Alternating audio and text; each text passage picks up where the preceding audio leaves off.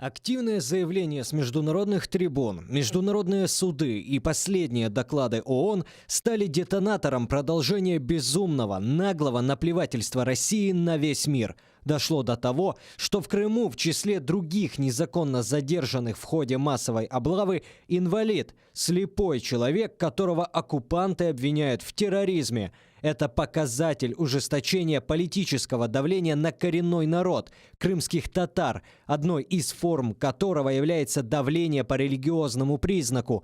Цель облав, обысков, арестов и обвинений в никогда не существовавшем у крымских татар терроризме – запугать народ, не покорившийся оккупантам, вынудить его покинуть родную землю, чтобы там не осталось тех, кто самим своим существованием и своей борьбой показывает миру истинную картину жизни в оккупации на протяжении 6 лет.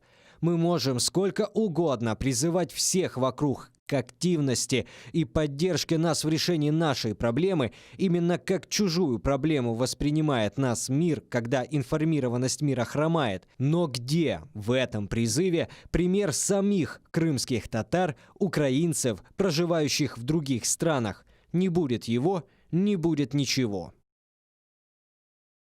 С нами сейчас на прямой связи адвокат Лилия Гимиджи из временно оккупированного Крыма. Лилия Ханум, селям алейкум. Алейкум селям, хайрлы акшамлар. Хайрлы акшамлар. Лилия Ханум, вот сейчас в оккупированном Крыму проходят так называемые судебные заседания по избранию меры пресечения вчера задержанных. Расскажите, как идут судебные заседания, избрали ли уже кому-то меру пресечения? Судебное заседание проходит в закрытом режиме. Ни одного слушателя не допустили в зал судебного заседания. Все слушатели находятся под зданием суда. И это большое количество людей, которое прибыло из всех уголков Крыма. Часть людей сейчас направилась к Саммину. И они требуют встречи с Аксеновым. Идет прямая трансляция в Фейсбуке этого события. Они требуют от Аксенова выслушать их, они хотят высказать ему свои возмущения тем беспределом, который творится. И вчерашние, действительно, как Сергей правильно заметил в письме, вчерашние обыски – это вот такой детонатор, когда народное возмущение оно уже достигает определенного предела и переполняет чашу терпения людей.